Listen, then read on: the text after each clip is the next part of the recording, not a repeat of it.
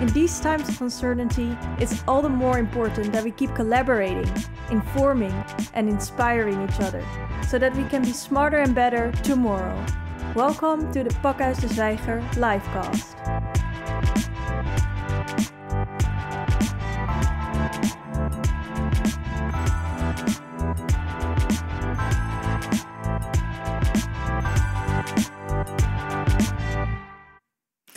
Welcome.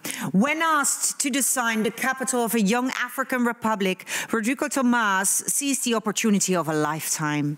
Eager to outshine his famous father, he accepts, but he soon discovers that not all is what it seems. A novel about blind ambition, conflicted loyalties and pervasive doubts, a testament to the crumbling ego of an architect. Welcome to the book launch of The Masterplan, a novel by Reinier de Graaf.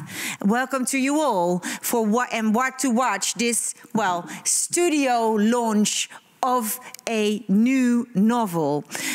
For those who don't know the author yet, Reinier de Graaf is a Dutch architect and now also writer, and he's a partner in the Office for Metropolitan Architecture, OMA, where he leads projects in Europe, Russia, and the Middle East. He is the co-founder of the think tank of OMA, AMO, and Sir Arthur Marshall Visiting Professor of Urban Design at the University of Cambridge. He is the author of the critically acclaimed Four Walls and a Roof, The Complex Nature of a Simple Profession. Welkom, Reinier. Dankjewel. Yeah, welcome to your own book launch. To the coming hour, we'll discuss why you wrote the book, what it's about, and it's a bit difficult to do a book launch with a novel because we don't want to give away too much, because this book launch is actually meant for people to be enthusiastic after hearing us talk and then start ordering it and read it, because that's the idea with a novel.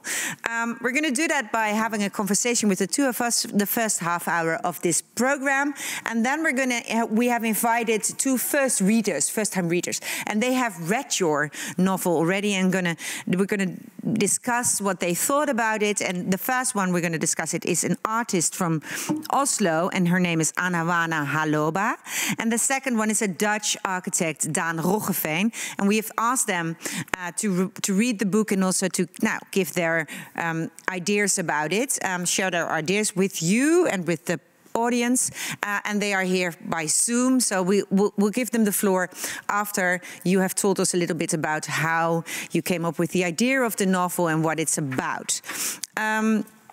Because this is, of course, Pakhuis de Zwijger, and the last time we also did the book launch here, your last book, the previous book, Four Walls and a Roof, and we had a room full of people.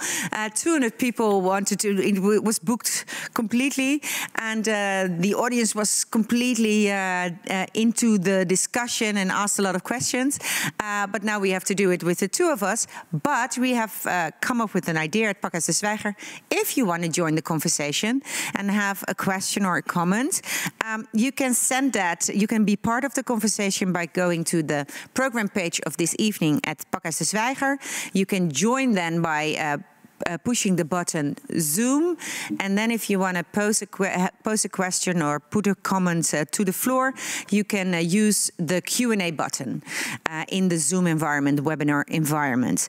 Please use that opportunity, and there is somebody checking all of your comments, and some of them, a selection of them, will be sent to me, and I can put the question forward to Reinier or to the other guests in this program. Okay, let's start. And you're an architect. You have written a book, previous book with essays and non-fictional work, and now suddenly there's a novel. Why did you want to write a novel? Well, because in some way I thought a novel would be an interesting new way of doing the same thing. I wrote my last book because I was not happy with the way architecture was written about, and that goes both for people from the outside but also for architects themselves. I mean, very often it's about works of architecture. It's often badly disguised promotional work, and I thought it would be interesting to shift the focus from works of architecture to the work of an architect. And of course, the last book did that via essays. It was factual, so there was a lot of circumstantial evidence. But this one is really about the work of an architect, a single work. It's fictional.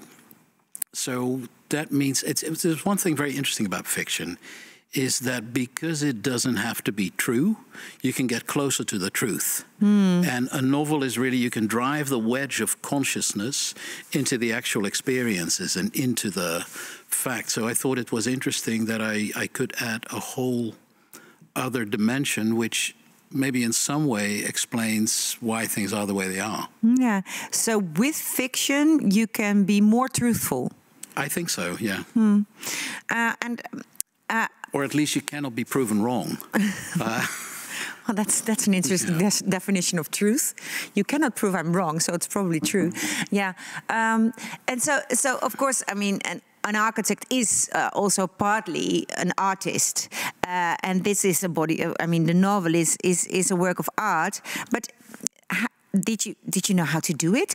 Were you immediately? I mean, how do you become a novelist? Just by trial and error, I guess. I enjoyed writing. Yeah. And part of the last book was a diary, so that was a sort of semi-truthful account of things that actually happened. But I liked the story arc in it, and I wanted to see if I could take things one step further, and that proved a lot harder than I thought it was. I mean, I had to learn to write a novel. I worked with a British editor, and one of the first comments he made was, in order to write a novel, you first have to know what a novel is. Yeah. So you really start from scratch, and he treated me more or less the way I treat first-year architecture students. So it was a very refreshing experience, but you try. There's actually there's a lot of material in terms of courses and on the internet about how you do it. And the more you study that material, the more you realize that there is that it's a lot like a work of architecture, that it's a lot like a building, that in a sense, all of it has to work, and the slightest change affects everything else. So that's also, you change something on page 320, you have to change something on page 3, on page 1, on page 10. And that is the big similarity with designing a work of architecture. So I did 4 rewrites, and in the end, I think it sort of semi-worked.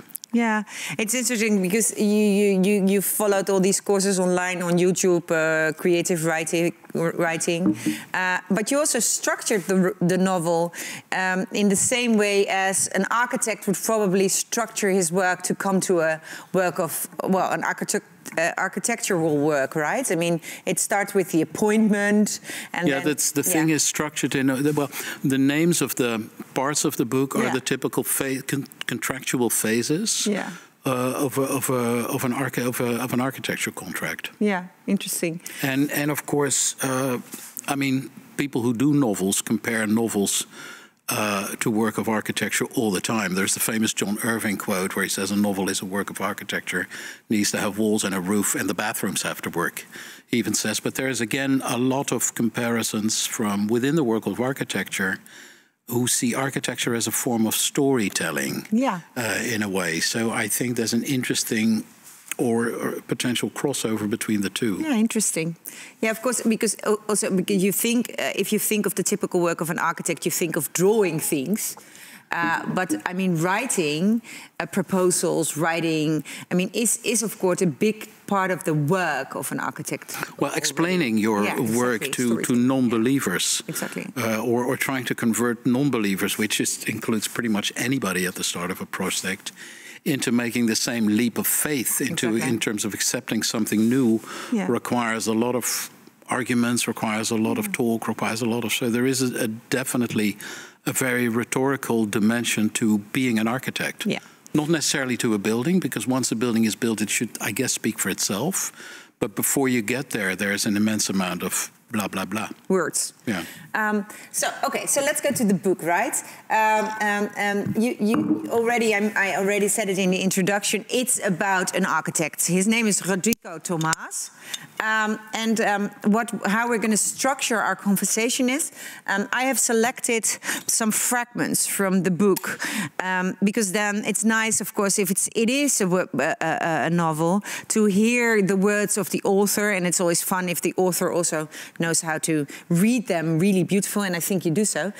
So you're going to read some fragments, and then we're going to discuss them. And I've selected 2 fragments to introduce the protagonist of this story, the architect Rodrigo Tomás. Can you tell us who he is by starting? Maybe you want to say something before we start reading the fragments? Right, yeah, maybe I say who he is, because that then explains the fragment. Yeah. So he's somebody who is the son of a very famous architect and who spent the better part of his life trying to avoid being a successor, but that's actually all his father ever wanted, so he avoids it.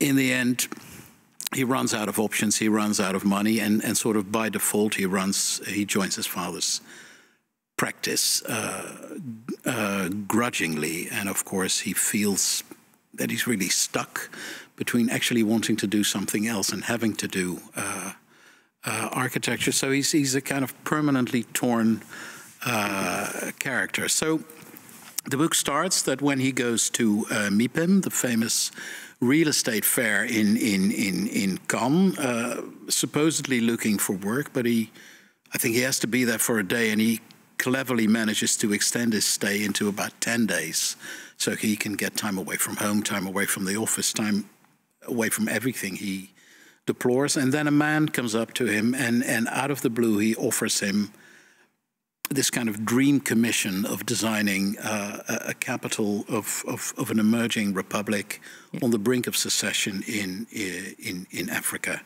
And so they talk. The man sort of barely explains himself. He vanishes before he can even ask the right questions. So there he is, stuck with this supposedly enormous opportunity of which he doesn't quite know what. So in the taxi back to the airport, he is kind of thinking how to sell it to the rest. So there he goes. It would be helpful if the African region had a name, Rodrigo thought. The way in which he would inform Reta's other partners of the opportunity, if indeed it was one, had already developed into a considerable worry. He knew they would be skeptical, asking all kinds of specific questions to which he would have no answer. Even after nearly 10 years in the office, his status remained unclear. Sure, he was a partner, owned part of the firm, held the title president. His father held that of chairman. But the reality on paper somehow was completely divorced from the reality of his existence in the office. The other partners, there's 2 more, had consistently refused to formalize the role of the president. No one knew the exact mandate of the chairman either. But while the ambiguity held Rodrigo back, it only seemed to work in his father's favor, leaving Rodrigo perpetually uncertain of about the extent of both his rights and his responsibilities. He never knew which decisions he was permitted to take on his own and which ones he was expected to share with his partners. He had become afraid to bring in projects. Yes, so he was in the firm of his father. His father had 2 outsiders, not from the family, joined as partners. He had the official title of president, but nobody actually discussed what that title exactly meant. It didn't give him any power. No, I mean, the whole thing is about the divorce of grandiose titles and actual mandate. Exactly. So, is this a typical situation in a firm in firms today? I don't know. I think it is a typical situation, probably well beyond the architecture, that there is ever more ronkende titels and a contrast with what people actually do and what exists. And I think in that discrepancy is a certain amount of humor. I mean, there's a comical element to it. This is, of course... Yeah, we have 25 vice presidents in this company. Something like that, yeah. And they all need a corner office, et cetera, et cetera, et cetera. So I think contemporary organizations suffer from the fact that they offer promotions by title And they worry about the expectations that are created in the wake of that title and often find themselves struggling how to deal with that situation. I think that is something that happens in this office, but I mean, it must be recognizable on many work floors, I guess. Yeah. In many companies, indeed. Okay, so this is just to introduce him. He's an architect. He didn't want to be an architect. He studied architecture. Not really having the desire to, but well, his father did it. He ends up being one after he tries to be a novelist. Yeah. He tries to be an artist. When that doesn't really work, he kind of becomes a playboy. Then he spends all of his money, and then in the end, sort of his default career choice bails him out. Yeah, and then a bit about his character, and I selected a fragment for you to also to read out loud to describe what kind of mental state or personality Rodrigo has, and that is about his capability to make decisions, because I think that's really relevant to understand what happens in Africa. If this is your character, you will have an interesting time in Africa. Yeah, okay. This is a moment that, so he goes to Africa, one thing leads to another, and then at a certain moment he is in the office of a former general who presumes he's briefed, and he has to sign a contract, and it's either that or nothing. A very thick contract? A very thick contract. Yeah. But he's supposedly briefed. He doesn't dare to say he's not briefed because he's scared to admit to his ignorance. So then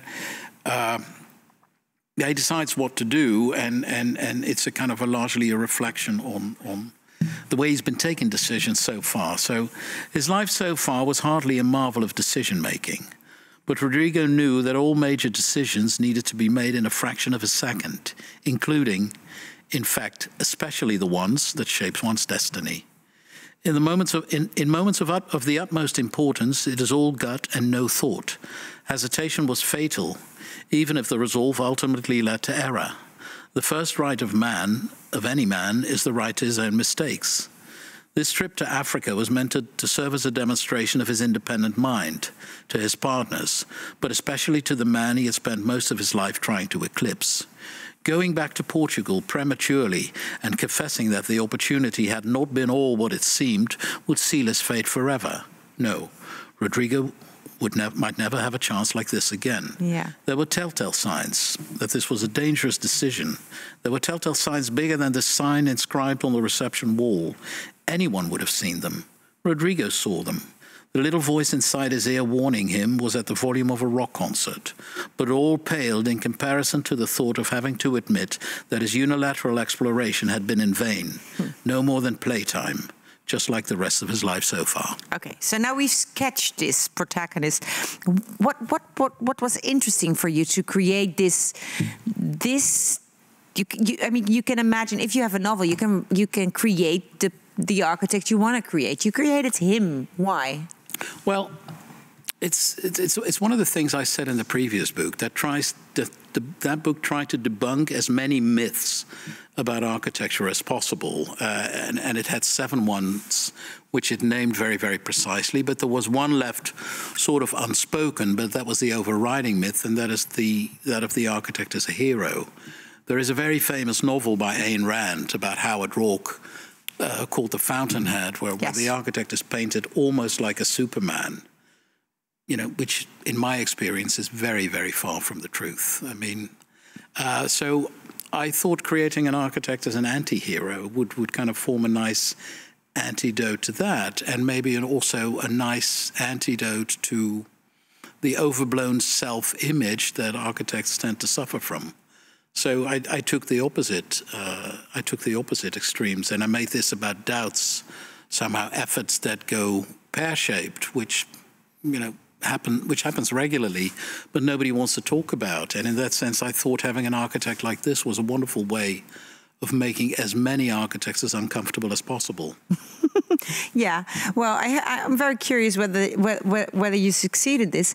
Of course, almost the architect, which is the cliché of the hero, is perhaps the father of your protagonist, right? I mean, he's not he's only mentioned a few times in the book, but he's omnipresent, and if you have read the book completely, it's even more omnipresent than you can think of before you start reading. Let's introduce the father as well, because and I also took two really funny, I think, quotes or passages from your book to introduce the father, because I think you do not mention him a lot in the book, but he's there all the time. Well, he's present in the brain of the protagonist all the time, and of course, one of the things you wonder about whether the protagonist, because you see everything through his eyes, so whether it's not the protagonist himself who makes the figure present and perhaps much larger than he strictly needs to be, and of course, without giving away the plot, the father turns out to be a lot less of a hero than you were led to think for the first 300 pages. Yes. Well, it's already quite clear because in the quote I selected, I wanted to talk his fame to claim. You have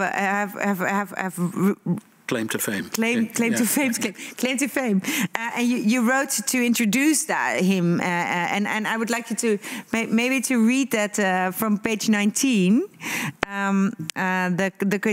Because then he has a factory where he has the office of the company. It's really important.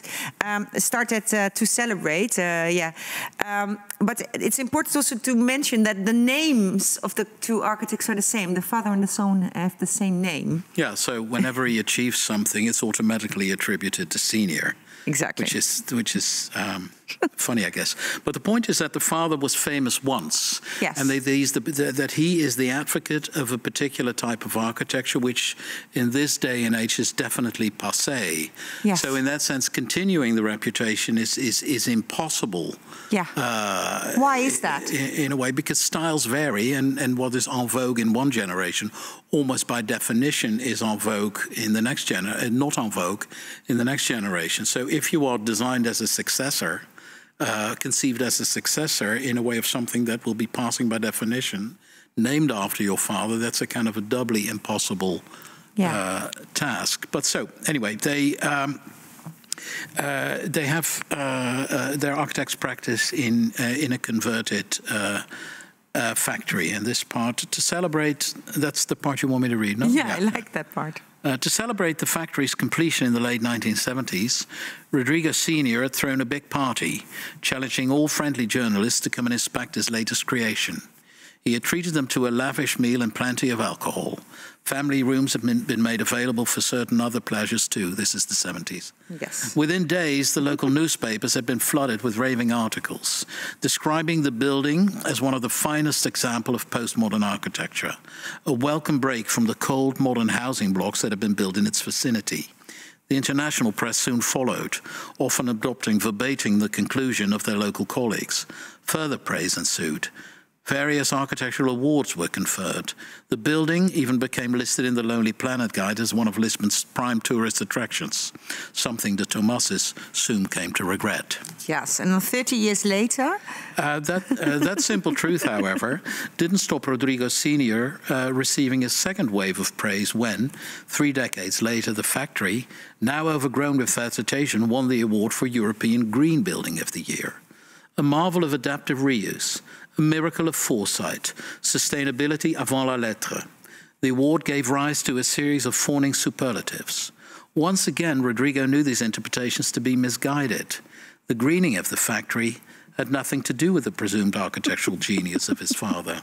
The vegetation had only come about because the maintenance company had refused further services after Rodrigo Sr. had threatened to sue them for malpractice. Yes. So this father is for whatever reason a very acclaimed, a very successful architect, and even 30 years later, the world of judges, prize givers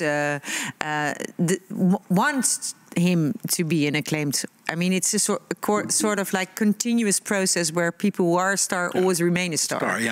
And those who have the stardom get more and more and more, feeling and making those who feel deprived of it, I guess, feel worse and worse and worse. Yeah, because that is also interesting for me, because so you create this anti-hero because you say that is a much more accurate picture of what most architects are, because it's a myth that the architect is a hero, and then but if you turn out to be seen as a hero by the outside world, by the world who decides who is a hero or not, you become the superstar. But I think that the myth creates the agony, exactly, and that's the whole point. But we are all, I mean, even people who suffer the agony are complicit in helping to preserve the myth, and thereby helping to sustain their own agony. And it's that space that essentially, the father and the son with the same name, it's the essentially schizophrenic identity of that myth that is the core of the character, which is really one character divided into two. Yeah. Okay. So everybody who wants to know more about how this Tomás is going about is going to Africa and well, have this adventure, has to read the book more. But the title of the book is called The Masterplan, and in describing the book in the beginning, I read out loud the page of the book, and it said it was an opportunity of a lifetime he was offered. Yeah. Why is making a master plan the opportunity of a lifetime? Because if you've read the book, you back to differ. You back to differ, yeah.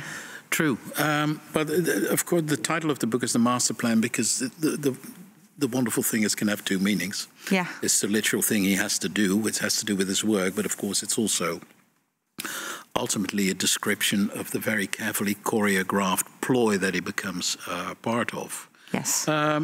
But he's asked to design the capital of a republic who wants to secede. And the interesting thing is they hope that simply designing a capital will help formalize their secession. Yes. Just as he thinks that designing that capital will formalize his independence and establish a name for himself. So the two forms of wishful thinking without a real base, but it's ultimately the prestige of designing a capital, which I think is a paradigm by definition, which is a kind of an ideal city. This is how cities ought to be built. That, of course, raises the stakes and makes it a commission of a lifetime. Because when you succeed big. Of course, when you fail big. And, well, I'll leave it for people to read what happens, but I think you can take but the idea that you are offered a tabula rasa, an empty field, where you can make your own city as an architect, that is the dream of any architect, to have that kind of a commission? I don't know. It's the dream of the architect in the book. No, but it's of course you've of course been as an architect, but also asked to make master plans, right? Yeah, and there is something very tempting and very daunting at the same time about a tabula rasa condition, because, I mean, you have no context to blame anything on. You have no context to refer to. This is really your thoughts. Yes. And this is really you naked designing how you things ought to be. Yeah. So in that sense, it's a signature on a very large scale. Yeah, so I would like to have some and when I was reading the book, because I've also read your previous book, which was the essay book, I thought I made all these notes, and I thought, what is Reinier doing with this book? Somehow it felt like an attempt to educate your readers, to educate young architects, which are perhaps your students even, and to tell them things you can't tell in a lesson or in an essay, but you can tell them, educate them with this novel. What are the main insights of your experience as an architect, which you want to convey to the next generation of architects? What is the message of your book? I'm not sure. I mean, my prime motivation is, I think, that people will join me in the delight of recognition. Yeah. And even if they do that quietly, that's fine. Because I'm sure that even if nobody will acknowledge, that everybody will know what I'm talking about, and that every architect, even the most successful, even the most renowned ones, will recognize this, will recognize the failures, the dilemmas, etc., etc., etc. Yeah. And I don't like to preach, so I don't really know if I have a message for future generations how to do their job. I think one of the wonderful things about a novel is also that you're completely absolved from having a message. Yes, you don't. You can just say that's your observation. It's not my intent. Yeah. But I think it's just nice to be a voice for something that is not spoken about very often. It's just nice to be a voice for all those aspects which are typically left undiscussed. You know, in the context of the market economy, talking about things when you run a business automatically means a kind of business development. Yes. Automatically means canvassing for work. Automatically means you have to appear better than you really are. Your life has to be a success story because nobody will get, etc. And I just think it's very liberating in a way to break with that. And, and of course, the format of a novel allows for that in no uncertain terms. I'm gonna ask you to let's read a few fragments which I found interesting. I found you critiquing or sketching the situation of the work of an architect, and I think we're going to skip the ambition. I like this quotation, but we're going to skip it, and we're going to go to immediately go to the role of size, because of we already talked about the master plan and what is attractive about that, but you have a nice. I think a nice analysis of the importance of size. Is it important, ladies and gentlemen? Size does matter. And let me ask you to read that. Okay. What everyone thought about Bilunga. Bilunga is the name of the new capital. And he is now looking at drone footage of the city unfolding. And these are his thoughts.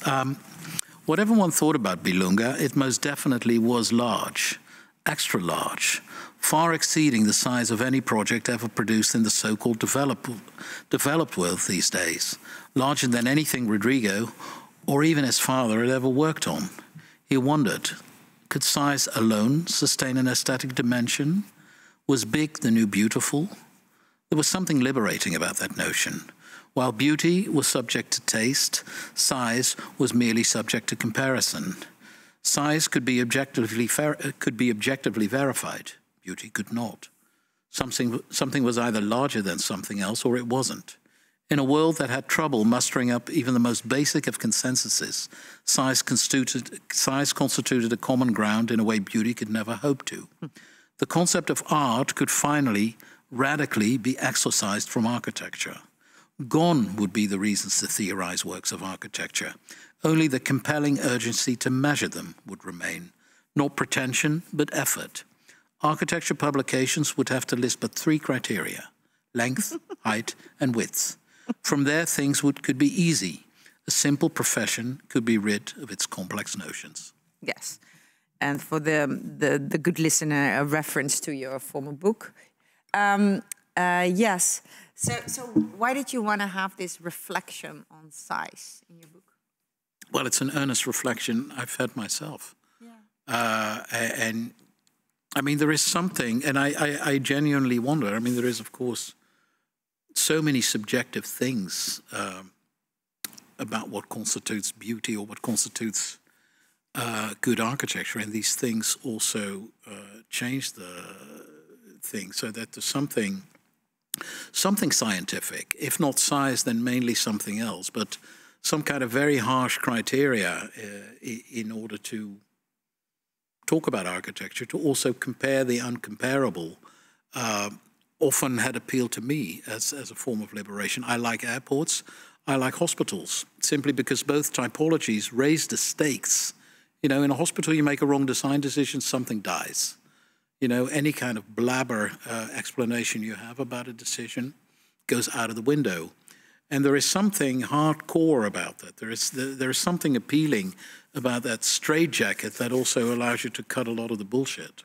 So this goes through, and of course, the trick here is that the character, he's had no influence on the city whatsoever. I mean, it's a city built by the Chinese. They've pretty much did what they would do anyway, even if he wasn't here. So size is his refuge, simply because he's had no creative input. And he fetishizes the size, because that's the only thing he can identify with. But again, he had nothing to do with the size either. A question from the audience. I always want to know who is asking it.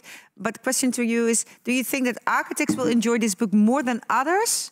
Or do you think it's also, it has been thought as a novel for the general public? What do you think? I don't know.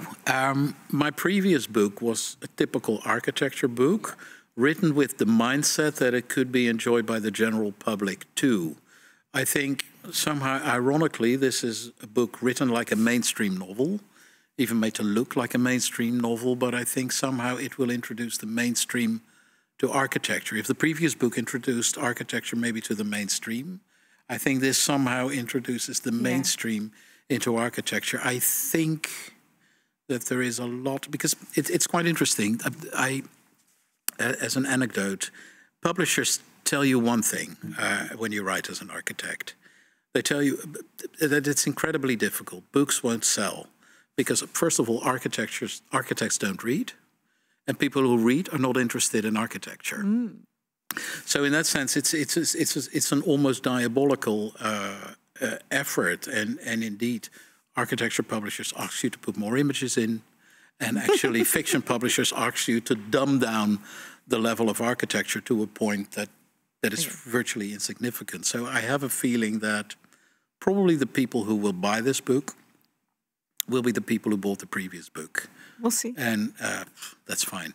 No, but it's a book where you don't have to be an architect to really enjoy it. Let's talk about, because your last book was, of course,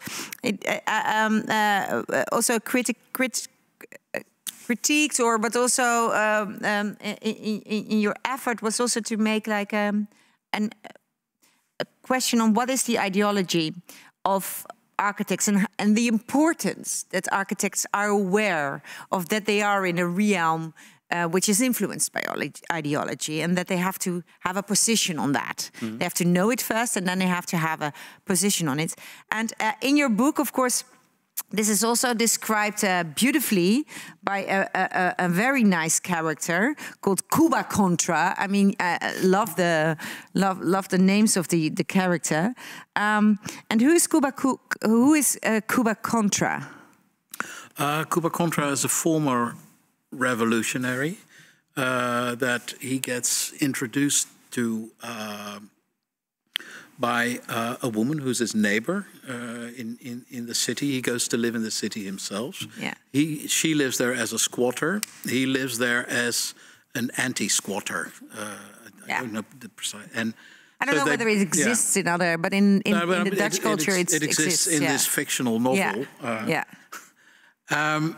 And she's the daughter. She's the sort of the stray daughter of the Minister of Housing, who pursues an activist course, etc., etc. And Cuba Contra is an old revolutionary who she describes as a mentor, and he teaches theory at the architectural faculty of the university in the Republic. Yeah, and she invites him to visit Rodrigo Tomás, the architect. She introduces him to this faculty, right? The visit to. Yeah. And then what happens? I have asked you also to read a clip from that, and then after that, this clip we're going to go in and to the two readers to know what they to hear what they think about your book. Which page is this? 194. Oh yeah. So Lucy is the woman who introduced him to Cuba Contra, and they have a very awkward conversation, and he sort of starts thinking again. What was Lucy hoping to achieve with all of this? Getting him to visit the architectural faculty was clearly a pretext. Was he being courted? Was he being recruited? Was there a difference in her world? Her field trip was to make him aware of the regime he worked for and the context he worked in. It had more than served its purpose. Yet he wondered, how much would being in the know actually be helpful? He was an architect. He was here to build a city, not to construct a model society. It was the classic discussion about the role of the architect, one he remembered from his student days and from his family's kitchen table. Should architects take stock of political ideology, or was architecture a profession which ultimately existed independent of ideology? His father's oeuvre, largely conceived in protest to modernist ideology, was a brilliantly ambiguous testament to both positions. Would he ever be able to pull off the same? In Africa, getting by was as far as he'd got. Too great an awareness of the Republic's internal politics, it seemed, could only complicate matters further. What political theory do you teach in the school? He asked Cuba Contra. Oh, nothing special, really, Cuba smiled. We read the Bible. Yeah. Why did you find it important to put this into the book? Well, it was a thought he genuinely had, and of course he goes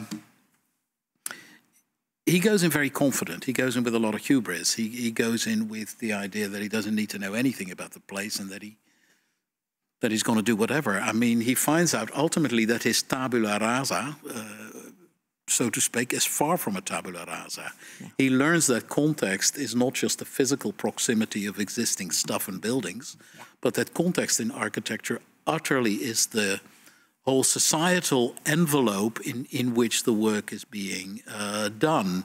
And then he gets closer and closer and closer, but then there is this enigmatic figure, and he reads the Bible, which I thought was a wonderful sort of dead end, which it means that he has to find out for himself, and that's sort of two-thirds through the book, and he doesn't get off the hook, he has to find out for himself, so that's the function of the Bible. Yeah, if it teaches you to that you have to find out yourself what is true in life. Yeah, that's a nice citation. So okay, so we have now sketched a little bit. So you have this architect. He wants to go away. He has this dominant, very famous father. He gets the opportunity of a lifetime. Goes to a country. It's not a real country. It's an created place in Africa. You get different. It can be anywhere there, perhaps, or not. It's the West Coast. It's the only clue. Yeah, it's somewhere. Somewhere, and then he finds himself in a situation where a lot of contexts decide what his fate is, and not his own vision or ideas. Yes. Now we have asked two people to actually read the book, and two people who probably, they are either from Africa or have visited a lot. The first is the artist Anavana Haloba, and she's lives and works now in Oslo and Livingston, educated at the Avalon College of Applied Arts in Lusaka, Zambia. And your artist practices an investigation process into position of different society within varied political, social, economic, cultural context. You make beautiful work. Everybody should Google you, and you have this amazing installations. Somehow your work also has some similarity with this book. We thought, and then Daan Roggeveen is also joining. He's an architect here based in Amsterdam, founder of More Architecture, an agency for research in architecture, offices in Amsterdam and Shanghai, so also in China, and he published and claimed How the City Moved to Mr. Sun, about new mega cities in China, but also studied the Chinese impact in the urbanization in Africa. Recently also focused on an area in Amsterdam and published a book, The Amsterdam Agenda, 12 Good Ideas for the Future of Cities. Welcome, both of you. So first, both of you read the book. What is your first reaction? Did you like reading it? Did you have a piece you really liked, hated? we're utterly confused by? Let me first go to you, Anavana. Yeah, well, I think one striking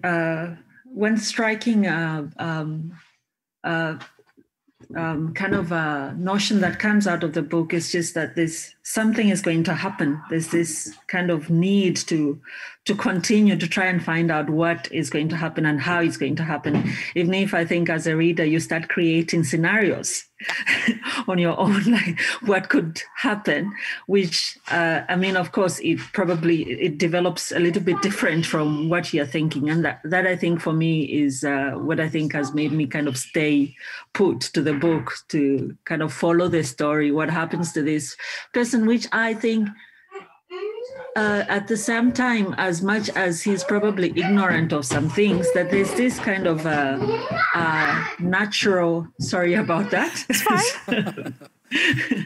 There's this kind of natural curiosity and anxiety, I think, in himself, which is thinking it's going to happen, like everything. He's skeptical. And I think I like that skepticism that stays with him throughout the book. Yeah. I think that's what I would say for now. In one of your works of art, you create this canvas or collage of different dictators, right? And of course, this is also a collage book, a collage of different probably real existing architects, a collage of different projects, a collage even of a region in Africa. African cities, I mean, the story is, of course, about a big new capital in Africa. I mean, you've studied African political situation, right? What is going on with Africa and creating new capitals?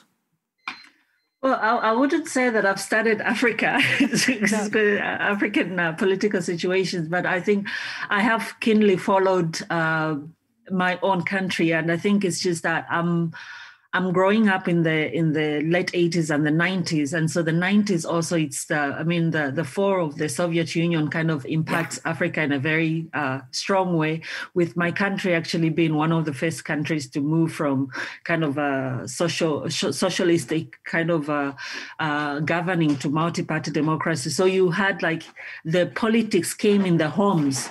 So you were involved as a child, you listened, you heard the trade union was strong and all that, which is also very interesting because in the book, in chapter 20, somewhere there, we get into the trade unions. For me, that's also kind of a refreshing kind of to rethink my 11-year-old mind at that time and in this book. Yeah. I think that's what the book does, because it's written 2021.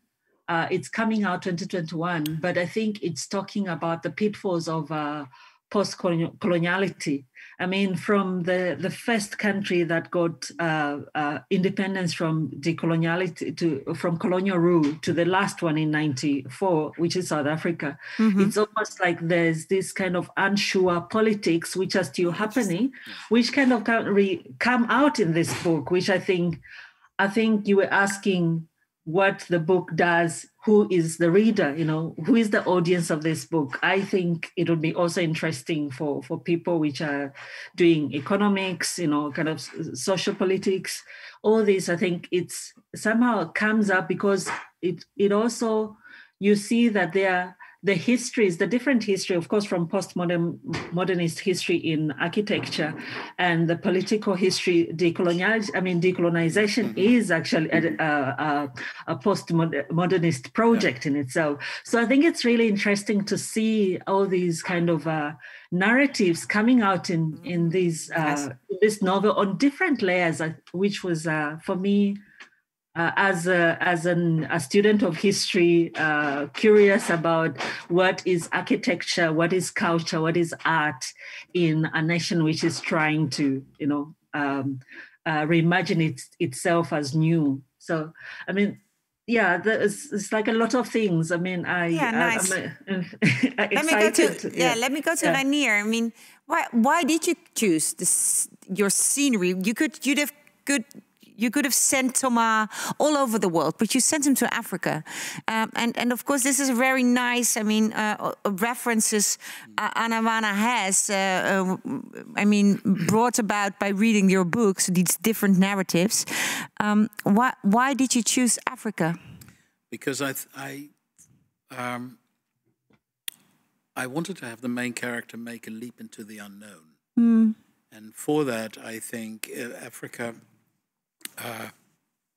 works very well. I mean, I think it would be fair to say that it's almost the last and final frontier of globalization in this day and age. And it becomes the frontier of globalization precisely at a moment, and this is eternally unfair, precisely at a moment that it's totally unclear what globalization is. It becomes a frontier of globalization when globalization itself is unraveling. Yeah. Is it the Western version? Is it the Chinese version? Is it the version of the former colonizer who doesn't quite want to go away? Is it the former of the new form of economic colonization by stealth? And it's somewhere stuck in the middle, and in that space it finds its own. And in that, it's simply, I think, at this moment the most complex continent, because all forces at play in the world are present. So if you're looking for a plot that thickens, it doesn't get any better. Yeah, clear. Daan Roggeveen, when we discussed this presence here tonight, you said, yeah, I'm as an architect also asked for a master plan. You also have experience with a master plan in Africa, right? How did you read the book? Did it resemble your experience? Yeah, partly. The commission that we were working on with a group of architects actually was way different, because it was initiated by UN Habitat, the planning department of the United Nations, to plan a new city or a new a new town extension for Accra, the capital of Ghana. Yes. And you were just referring to you were just questioning why are African countries making all these new cities or new capitals? Well, it is actually because Africa is urbanizing faster than China does. We all know that China has a high speed of urbanization, but Africa is actually its process of urbanization is taking place now and at an amazing speed. So that also gives well, that drives these kind of projects, and the way we went into that project was quite a bit different than how Rodrigo Tomás does it. In all kinds of ways. Thank God. Yeah, thank God. Now everybody has to read the book. Why we say that? But and Dan, what part of the book did you really? Struck an emotional thing. Either in positive or negative ways. I think it's interesting what Anavana says. There's this kind of, for a long time, there's something, let's say, dark cloud hanging above the protagonist, that we don't know exactly, what that will lead to. And that is, I think, very interesting about the book. And in a certain moments, literally the plot thickens, as Reinier was saying. Yeah. Which is very craftily done. There's one sentence I wrote down that I found.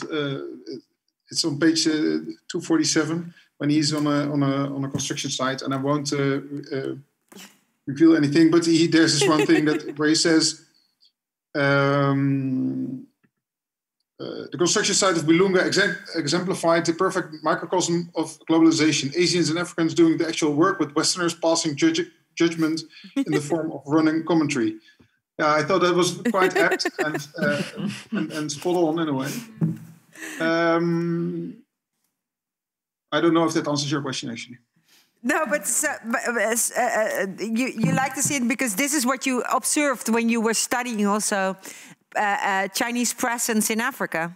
No, what I've seen in China, first of all. So I've been in China for 12 years, and people are very quick with an opinion on what happens there.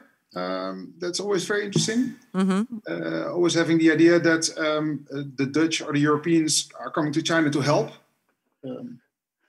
well, it's always very doubtful if that's the case.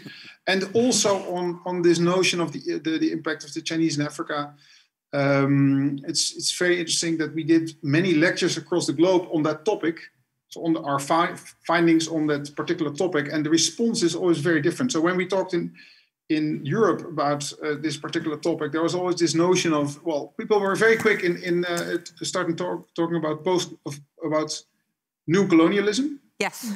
When we talked about it in the US, the response was basically people were just blown away that there was a region of the world where they were not the most important country, considered to be the most important country. And when we would discuss it in China, people were just simply unaware of that whole movement. So nobody knew about it, like in China. Yeah. And the other thing is that we would then show pictures, like the picture that is projected behind you guys. And people in Europe would be shocked, and people in China would say, so what? Yeah. So this and people in Africa also, that depended very much on the context and on the sort of conversation. Of course, had all kind of different responses. So what that wants to say is there's not there are several shades of grey in this related to this topic. Yes. What did you want to respond, Anavana? Yeah, I just wanted to say that the interesting thing with the difference between the relationship of China in Africa during the solidarity movement, during we can't see Anavana. Can we see Anavana? Oh, I'm here. Yeah, I know, but thanks. Yeah. Okay. Yeah. So, well, I was saying that when you look at the history part, when the Tazara was built, when the new, when China, the first time China was working with Africa, even at home, it was different. There was this whole program of sketches, of billboards, posters, of showing Chinese people working in Africa as doctors. That was in a way to make the Chinese people, kind of not feel uncomfortable with this position. And also when Dan is saying that the different responses of China, how China is working around Africa, that is, I think it also has to do with the histories of those countries, but also just the fact that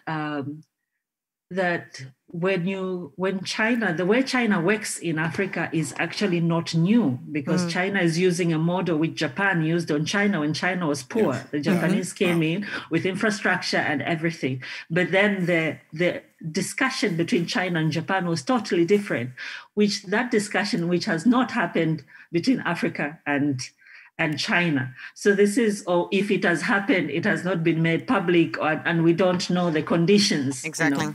So yeah. So that's so interesting. It's now almost 2 minutes to 7:30, and of course we promised everybody that we would discuss this book for an hour, and I'm so proud of that we didn't tell the plot. We didn't but you have to. I mean, it's so, but it's it is a page turner. I mean, the plot thickens, and then what happens? And you really want to know what's going to happen with this architect and his big ambition. So everybody, I hope everybody reads it. If they go to the Pakhuis de Zwijger site, they can find the links to the booksellers, the bookshops who sell your books, and 3 of them have an autographed, a signed book. So for the early deciders, you can even get a signed copy. But what are your last words for this book launch? Oh my God! Well, I please enjoy reading. I think that's. You told me you read it in the bath, and managed to finish it like that, and I think that was a very. It's really a page turner. So it's a very nice compliment, because I mean it apparently works as a novel, and it's easy. Funny, it's easy to read, and it talks about probably a lot of very serious issues in a light-hearted way, and it's a light-hearted tale. So if that's worked, that's good. I mean, I hope everybody, has their own judgment about it. But I really liked it. Last question from Dominic from Zambia, who's tuned in. So that's amazing. Whether you view writing as a kind of a spiritual practice. I'm not sure I understand the question. Yeah, that's of course the problem. But somebody who's in Africa is now asking this question. But well, I find writing very redeeming. Yeah, in that sense. In that sense, yeah, and it's a very nice space to be in. It's a completely different pressure than working as an architect. Yeah, I like the combination. Would the book have been done if there wouldn't have been Corona? The book was done before Corona. Before. I mean, only the last of the 4 rewrites actually happened during lockdown. I mean, so I guess so. Yeah, nice. Well, congratulations. Thank you. With your first novel. What's your next book about? My next book is a kind of lexicon, a soort verklarend woordenboek. Yeah. Of dictionary. A sort of explanatory dictionary of political terms in architecture and how they affect the practice of architecture. A third form with the same message. I mean, know your context. Thank you. For a nice work on the work of architects, because that is what the Masterplan is. Hope you all read it. Thank you for watching, and have a nice evening. Thank you. Thank you. Thank you.